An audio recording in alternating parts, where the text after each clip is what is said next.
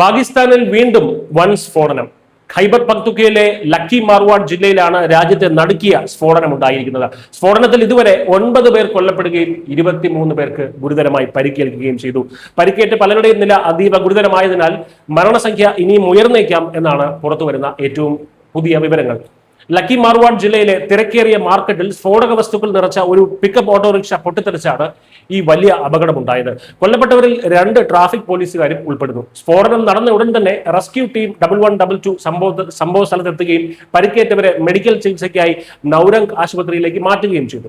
സ്ഫോടനത്തിന് തൊട്ടുപിന്നാലെ ബോംബ് സ്ക്വാഡും പോലീസും പ്രദേശം വളഞ്ഞ് തെളിവെടുപ്പും അന്വേഷണവും ആരംഭിച്ചു കഴിഞ്ഞു. ആശുപത്രികളിൽ നാട്ടുകാർ രക്തദാനം ചെയ്യാനും രക്ഷാപ്രവർത്തനങ്ങൾക്കും വലിയ തോതിൽ തടിച്ചുകൂടിയതായി പോലീസ് വ്യക്തമാക്കിയിട്ടുണ്ട്. പാകിസ്ഥാൻ പോലീസ് തുടർച്ചയായ സ്ഫോടനങ്ങളാണ് ഇപ്പോൾ പാകിസ്ഥാനിൽ റിപ്പോർട്ട് ചെയ്യപ്പെടുന്നത്. ഈ കഴിഞ്ഞ മെയ് 9 ശനിയാഴ്ച രാത്രി ബന്നു ജില്ലയിലെ ഫത്തേഹ്കേൽ പോലീസ് പോസ്റ്റിന് നേരെ നടന്ന കാർ ബോംബ് ആക്രമണത്തിൽ 15 പോലീസുകാരാണ് കൊല്ലപ്പെട്ടത്. ഒരു സാധാരണക്കാരൻ ഉൾപ്പെടെ 4 പേർക്ക് അന്ന് പരിക്കേൽക്കുകയും ചെയ്തിരുന്നു. ആ ആക്രമണത്തിന്റെ നടുക്കം മാറും മുൻപാണ് ഇപ്പോൾ ലക്കി മാർവാട്ടിൽ വീണ്ടും സ്ഫോടനം ഉണ്ടായിരിക്കുന്നത്.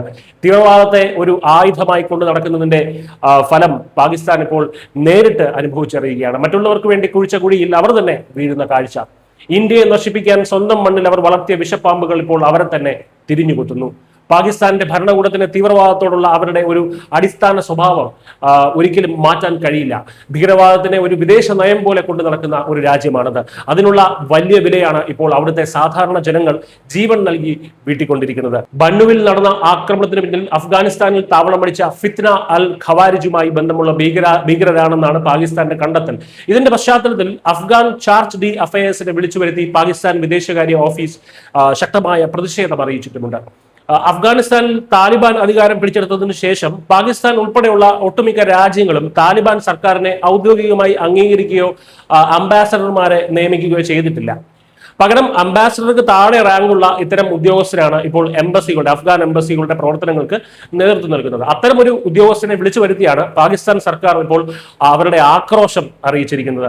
അഫ്ഗാൻ മണ്ണ് ഭീകരർ ഉപയോഗിക്കുന്നതിൽ ആശങ്ക രേഖപ്പെടുത്തിയ പാകിസ്ഥാൻ ഇതിന് കാരണക്കാരായവർക്കെതിരെ ശക്തമായിട്ടുള്ള തിരിച്ചടി നൽകാൻ തങ്ങൾക്ക് അവകാശമുണ്ടെന്നും മുന്നറിയിപ്പ് നൽകിയിട്ടുണ്ട്. എന്നാൽ ഈ മുന്നറിയിപ്പുകളൊന്നും പാകിസ്ഥാന്റെ ആഭ്യന്തര സുരക്ഷാ വീഴ്ചകളെ മറച്ചു വയ്ക്കുന്നില്ല. പ്രധാനമന്ത്രി ഷഹബാസ് ഷെരീഫിന്റെയും സൈനിക മേധാവി അസീം മുനീറിന്റെയും ഭരണപരമായിട്ടുള്ള കഴിവുകേടുകളിലേക്കാണ് ഇത്തരം സംഭവങ്ങൾ വിരൽ ചൂണ്ടുന്നത്. സ്വന്തം രാജ്യത്തെ ജനങ്ങളുടെ ജീവന് പോലും സംരക്ഷണം നൽകാൻ കഴിയാത്ത വിധം പാകിസ്ഥാൻ ഭരണകൂടം പരാജയപ്പെട്ടിരിക്കുന്നു. ആഴ്ചയിൽ ഒരു സ്ഫോടനം എന്ന നിരക്കിലാണ് അവിടെ ഇപ്പോൾ ഭീകരാക്രമണ പരമ്പര അരങ്ങേറുന്നത്. കാലങ്ങളായി അയൽ രാജ്യങ്ങളിലേക്ക് തീവ്രവാദം കയറ്റുമതി ചെയ്യാൻ ശ്രമിച്ചവർക്ക് ഇപ്പോൾ സ്വന്തം രാജ്യത്തെ ഭീകരാക്രമണങ്ങൾ പോലും തടയാൻ കഴിയാത്ത നിസ്സഹായ അവസ്ഥയാണ് ഉള്ളത്. News desk.